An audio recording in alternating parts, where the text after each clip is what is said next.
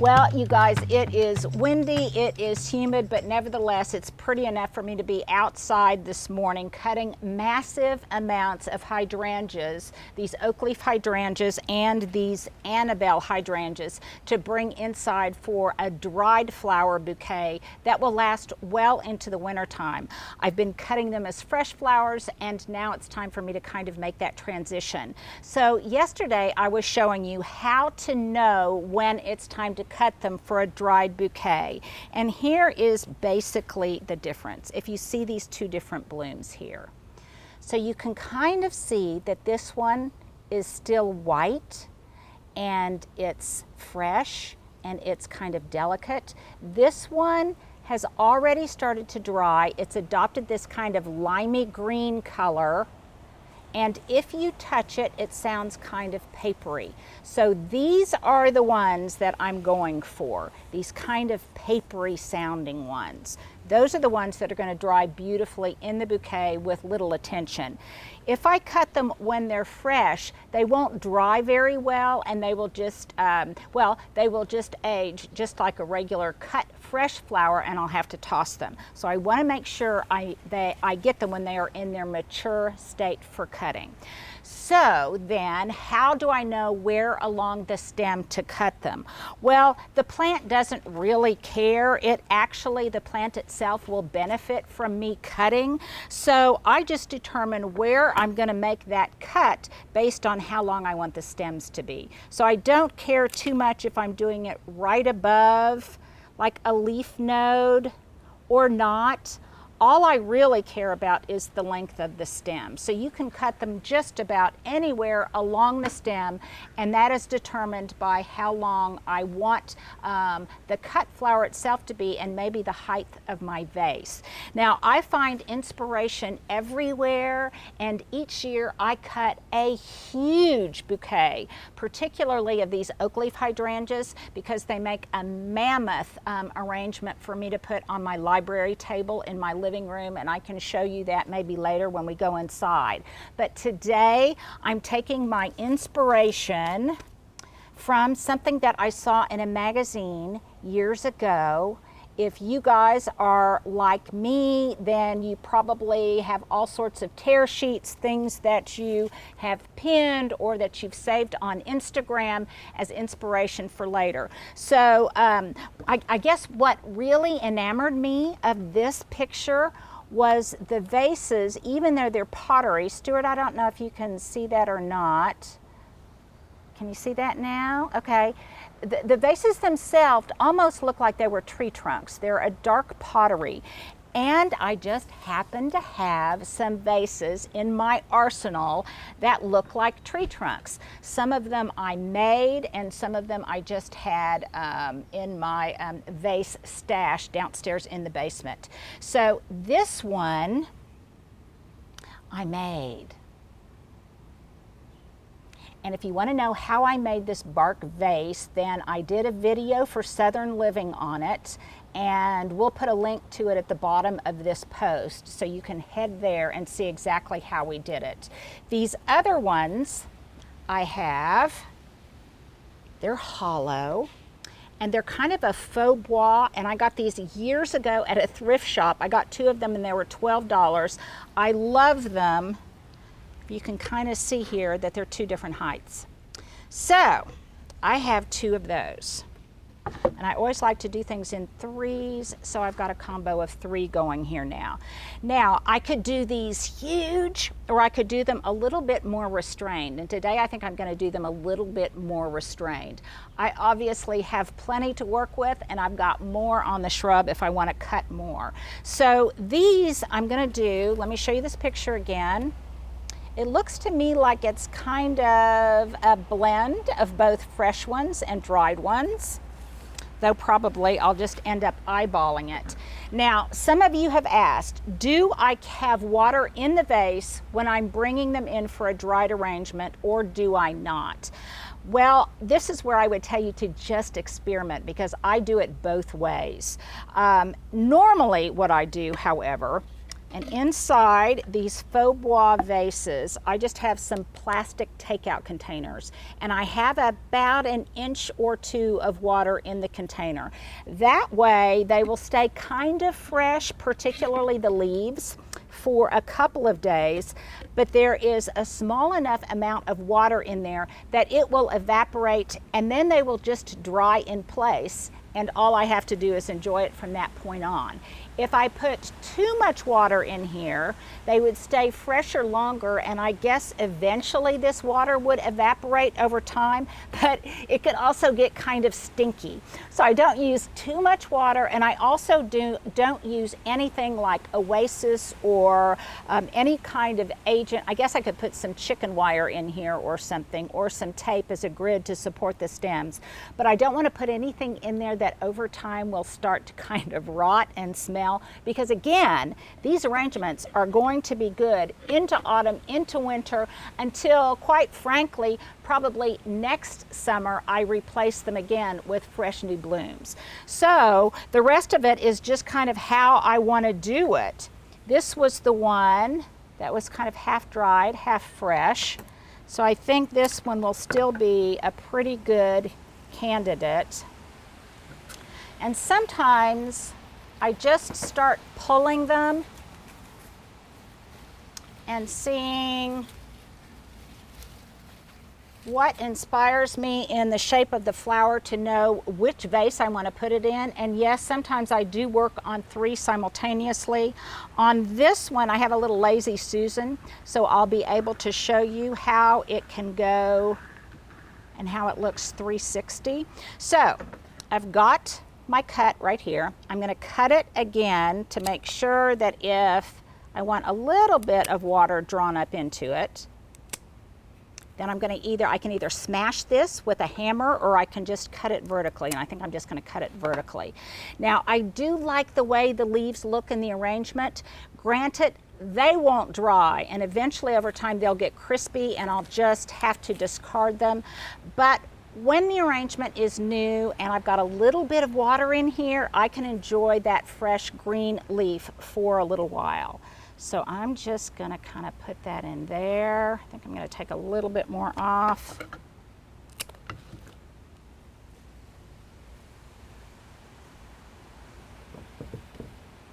And then I'm just going to start working.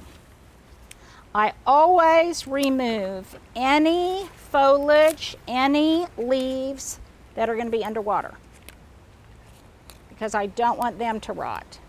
So for this one in particular, let me find my shears here.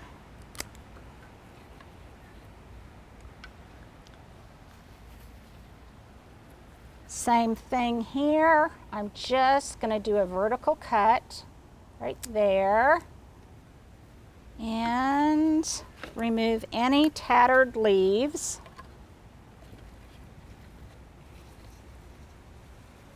Let me move this one out of the way because I think I'm going to work on this one in the back first. Stuart, can you see that okay? Can you see that? Okay. Sometimes I forget which camera I'm supposed to look at, and if I look at the wrong camera, always remember whose fault it is. It is always Stuart's fault. Stuart is my photographer. Somebody asked me, does he mind if you call him Your Man Friday? And I said he doesn't mind if he knows that I, in a pinch, will be his Girl Friday if he needs me. We have each other's backs that way.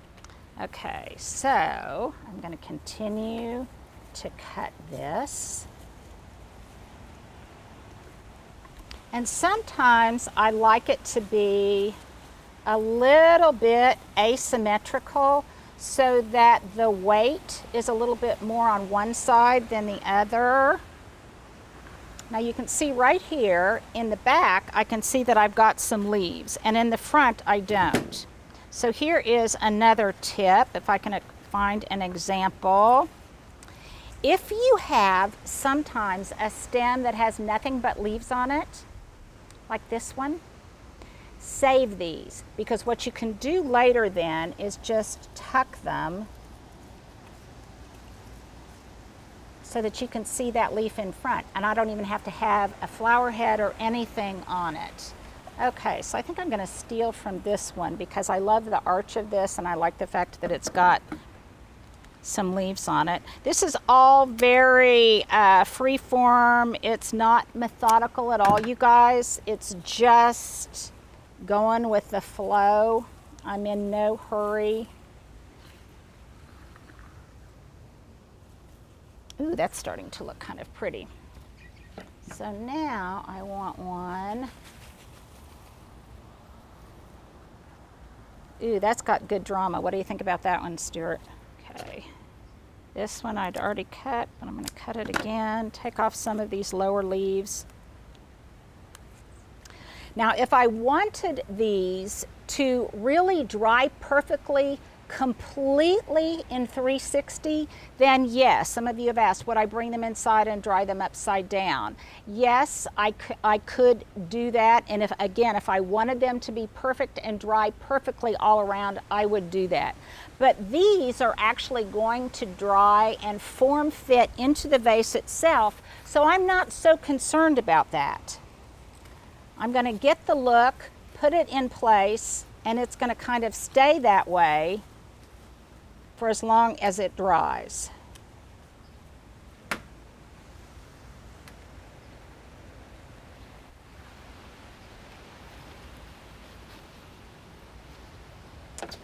Let me get a taller one.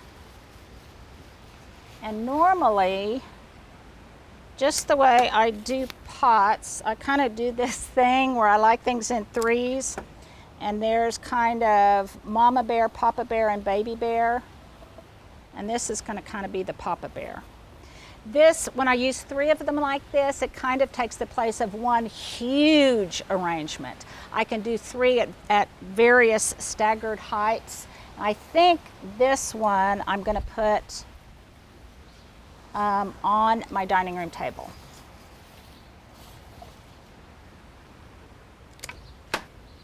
Cut that.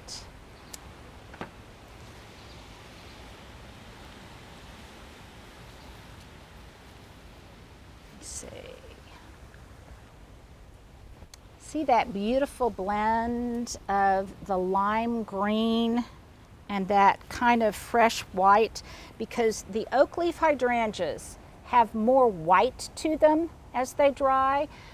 The Annabelles dry pretty much in this lime green color with little variation in color.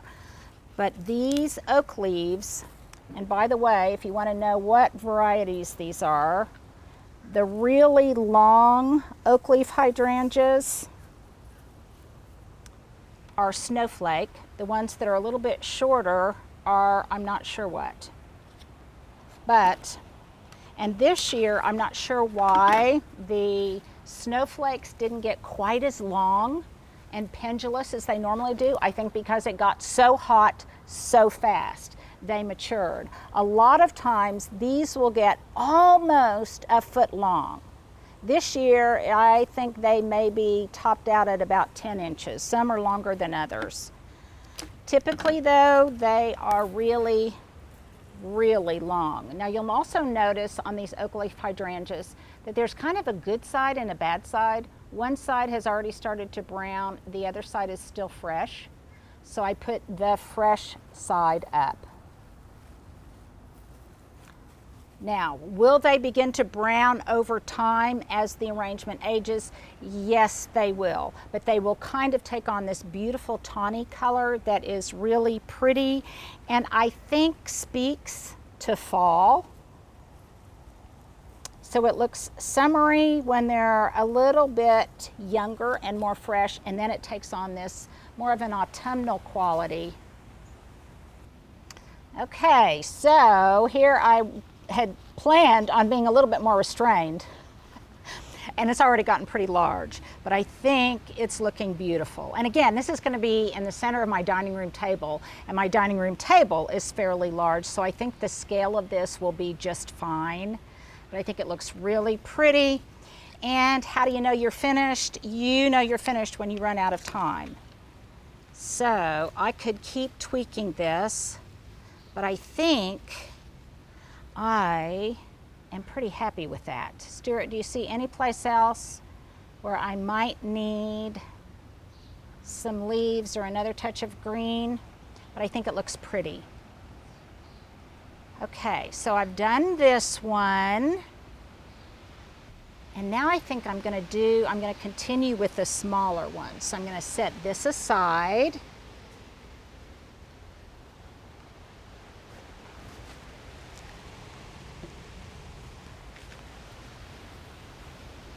Did I lollygag, Stuart? I tried not to lollygag.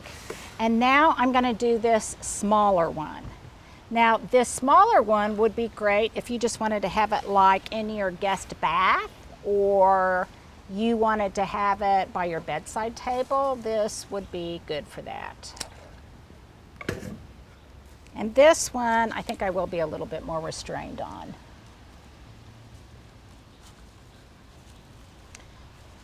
So, like I say, I did a video, and go ahead and take off any little bips and bops that are already browning. It's been so windy, and that wind just really desiccates and dries out these blooms much more quickly than they would otherwise. But like I say, we did a video on how to make these bark vases, and basically it's just taking pieces of bark and hot gluing it to some kind of container. Ooh, that looks kind of sweet, I think. So I think on this one, I'm just going to pretty much stop there. This does have a tiny, tiny little container in here with just a little bit of water, but I think it's small. I think it's charming. It all came from my garden. So thanks for arranging flowers with me. You guys have a great day, and I'm going to finish up this last one.